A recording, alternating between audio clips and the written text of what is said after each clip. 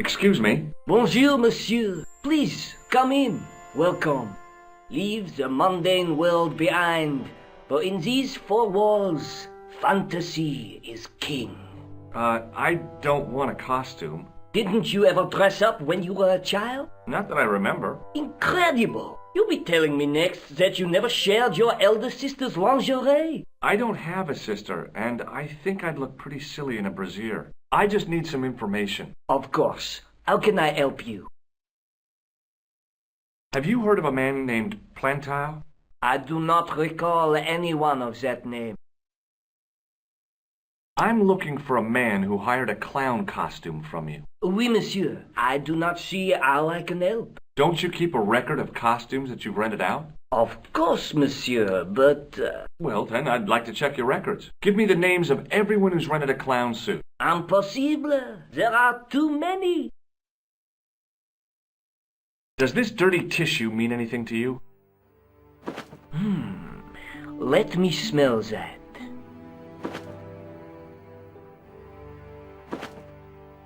Bestheimer's number 7 white pancake. Theatrical grease paint, right? Oui, monsieur. La crème de la crème of Thespian accoutrement. Have you sold any of it recently? Yes, 2 cans. Do you want this red nose back? Not after it's been worn, thank you.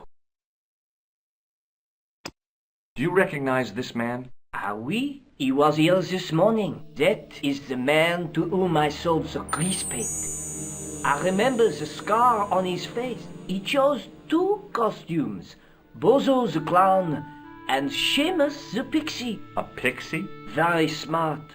Green silk with a taffeta lining. He gave me his name as Monsieur Khan. Thanks for your help, buddy. My pleasure, monsieur. Allow me to shake you by the hand. Huh? Well, okay.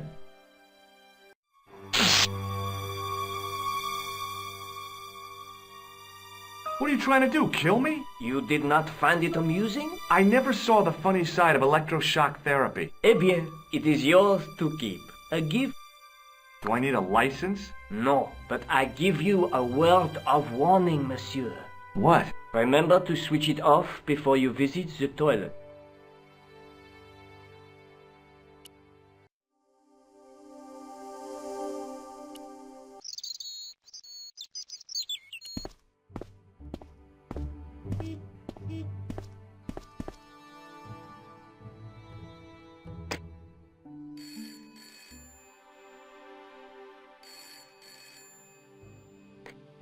Hello? Who is this? Mr. Todrick? Oh, it's you again. What now? The man I'm looking for is called Khan. He bought a suit from you, remember? Mr. Khan. Yes, I remember him. Yes, I delivered the suit to his hotel. The Hotel Ubu. I don't remember the room number. It was upstairs. The second room on the right-hand side of the corridor. Thanks, Todrick. That's all I wanted to know. Now I've got you, Mr. Clown.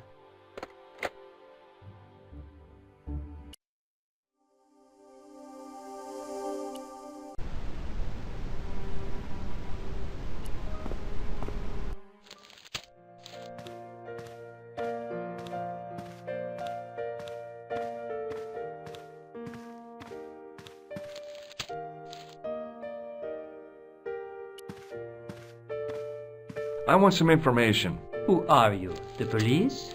I'm conducting a private investigation. Ah, I know only too well what you mean. That is one of the drawbacks of the catering business. When people book into an hotel, they leave their morals at home, no? I'm looking for a man who dresses like a clown. This is a highly respectable hotel, monsieur. There are no clowns here. If you say so. Do you know a man named Plantau?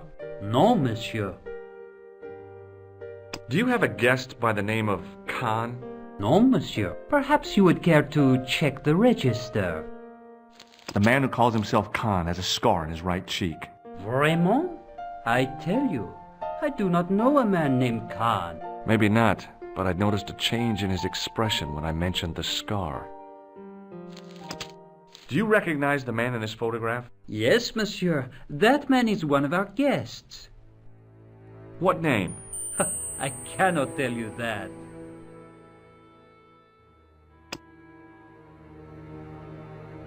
It was the register of guests staying at the hotel.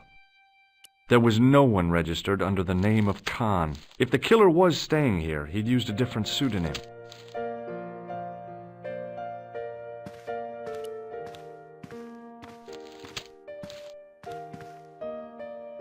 Excuse me, didn't I see your picture in the news? You're that Nobel Prize winner from some unpronounceable Eastern European state. Yes, that is me, in person. I don't want to worry you, but have you had any threats on your life? You know, mysterious phone calls, letters made up of headlines cut from the newspaper. I don't know what you're talking about. Do you know a guy called Plantow? I don't know anybody in Paris. Oh, well, this guy's dead anyhow. Why do you ask me about dead men? I have seen enough of death to last me a lifetime. I'm, sure you have. Have you seen a clown? I beg your pardon? The clown.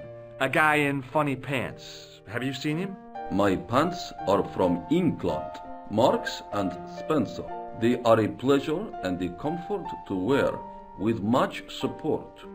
I'm real glad to hear that. You know, it's good to know you Nobel Prize winners are human too. In my country, the people make do with string and egg cartoons. For pants?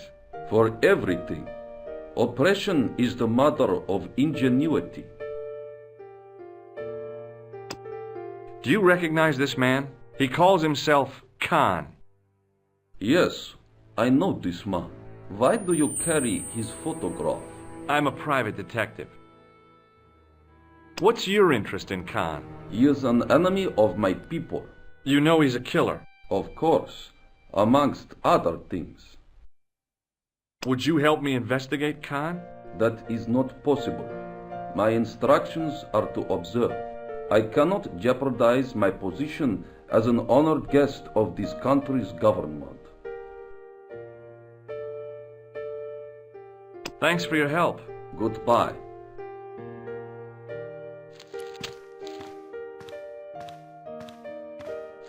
Hi there, ma'am. Well, hello. What can I do for you? I'm looking for a man. You disappoint me, my dear. For one foolish moment I thought... But never mind. Aren't you going to tell me your name? George Stobart, ma'am. How sweet! I once had a stable boy called George. I am Lady Piermont. The common reaction is to kneel and stutter, but it's not obligatory. A real lady? I mean, you're an honest-to-God aristocrat? Oh, I don't know about that. Few of my ancestors are honest, not even to God. I can trace my family back to the Normans, but don't let that intimidate you, George. Beneath that impressive pedigree, I'm just flesh and blood.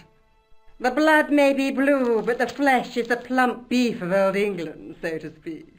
You appear distracted, George. Is there any way I can help you?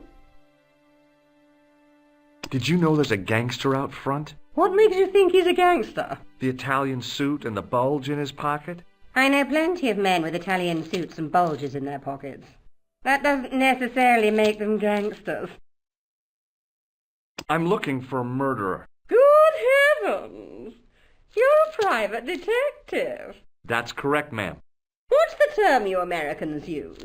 It's on the tip of my tongue. I believe what you're thinking of is Dick.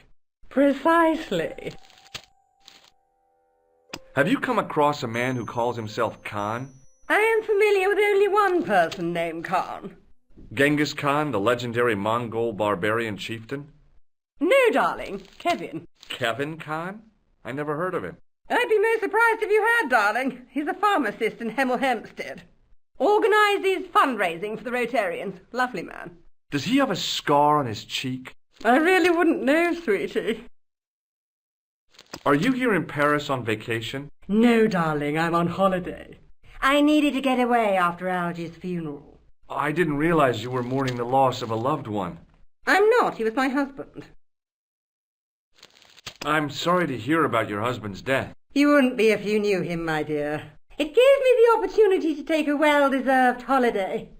Daphne suggested a change of scenery. Paris, she said. A wild romance is just what you need to take your mind off the inquest. Well, the closest I came to romance was being wooed by a drunken Breton chef. I must say I was disappointed with his coq au vin. Not at all what I was expecting. I was thinking of cutting my holiday short, packing my bags and heading back to Hemel Hempstead. That was until last night. What happened to you last night? I was stricken, Mr. Stobart. Cupid's arrow has cleft my bosom. They couldn't really miss. It was just as I'd always imagined it should be. The intimacy of candlelight, romantic music tinkling across the room, and then a stranger's glance. Those brooding eyes, that suave manner, those tight trousers. He was the man I'd been waiting for all my life. I'm glad he finally turned up after all these years. Ah, but it wasn't to be.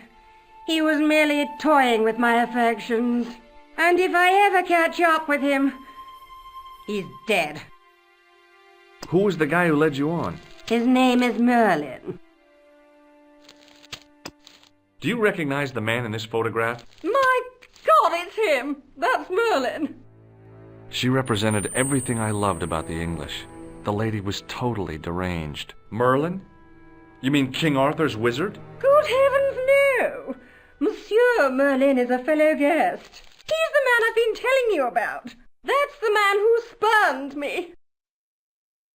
The man you know as Merlin is a fake. What do you mean, sweetie? He's a murderer. He also uses the name Khan. I am shocked, Mr. Stobart. Shaken. I took him to be a gentleman, a man of honour. Do you know, I'd rather like to assist you in stitching him up. When did you last see Merlin? It was no more than an hour ago. He came downstairs and spoke to that clerk chappie. Something passed hands. I couldn't see what exactly. A briefcase? No, smaller than that. A bundle of papers, perhaps. The clerk put it in the hotel safe and Merlin went out. Are you sure you saw Merlin putting documents in the safe? Yes, darling, positive. I wonder what they were. Obviously something of great importance. Yeah. I'd sure like to get my hands on whatever it is. I'll bet they had something to do with Plantow's briefcase. Has Merlin returned to the hotel? No, he hasn't. Are you going to search his room? If I could get in there, I would.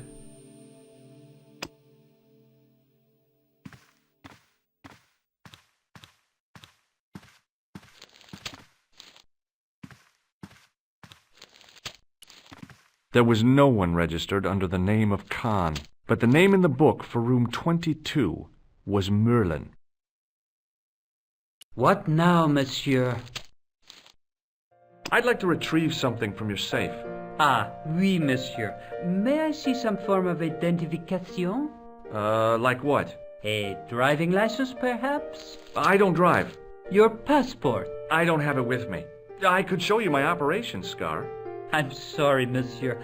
I must have some form of unique ID. You won't find a more unique ID than my scar. I'm sorry. I must insist on a more traditional identification. Rats. I believe Khan, the man with the scar, is also known as Merlin, the man who has taken room 22. What of it? What do you want? Access to his room. Do you have a license, monsieur? Huh? A private investigator's license? Well, not exactly, but I can explain everything. I am sorry, but without credentials, I cannot help. I insist you give me the key to Merlin's room. I cannot do that, monsieur. This guy Merlin is a menace. So you say, monsieur. He's not only a danger to society, but to your guests as well. He has toyed with the affections of Lady Piermont. Ciel! Are there no depths to which he will not sink? Precisely. He's already killed once, twice, maybe as many as 3 times. With your help, I just might be able to stop him. But what if he finds out I have helped you? No, I cannot do it.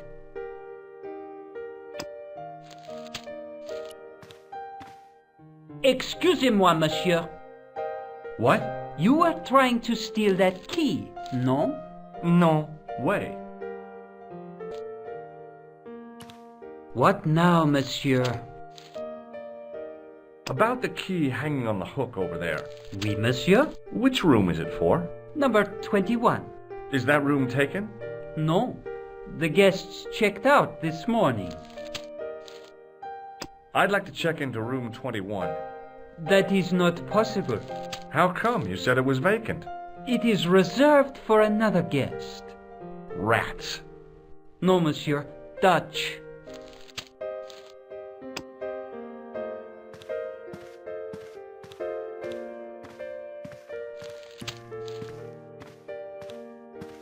Hi, ma'am. Hello, George. What can I do for you now? Would you distract the clerk while I borrow a key? Are you asking me to aid you in a criminal act, darling? Oh, no. It's the key to an empty room. And why, may I ask, do you wish to gain access to an empty room? Do you plan to squat? No, ma'am. Scouts honor? I was never in the Boy Scouts, ma'am. Oh, you should have been. What were your parents thinking of? It's a fine way for a boy to get licked into shape. Now tell me, why do you want to get into that room? It's next to the room the killer is using. Ah, so you plan to eavesdrop on Merlin? I was hoping there might be a connecting door. Well, how can I refuse? I shouldn't think my feminine charms would be much use in this case, but a good dose of English arrogance might do the trick.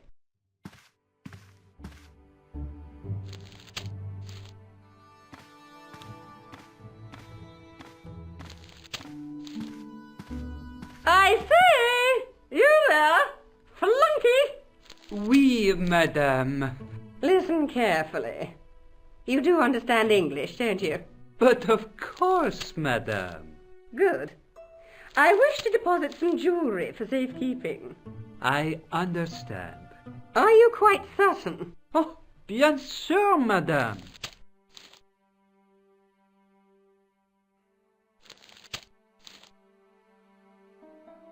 Over to you, my dear.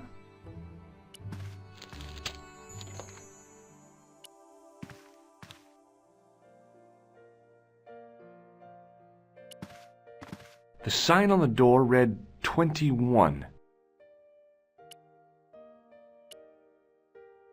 Maybe it wasn't the right room, but this was the right key.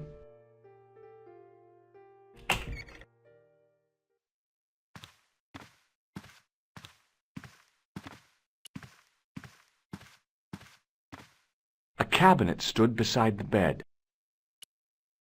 The cabinet was empty, but it smelt of onions. No kidding, it really did.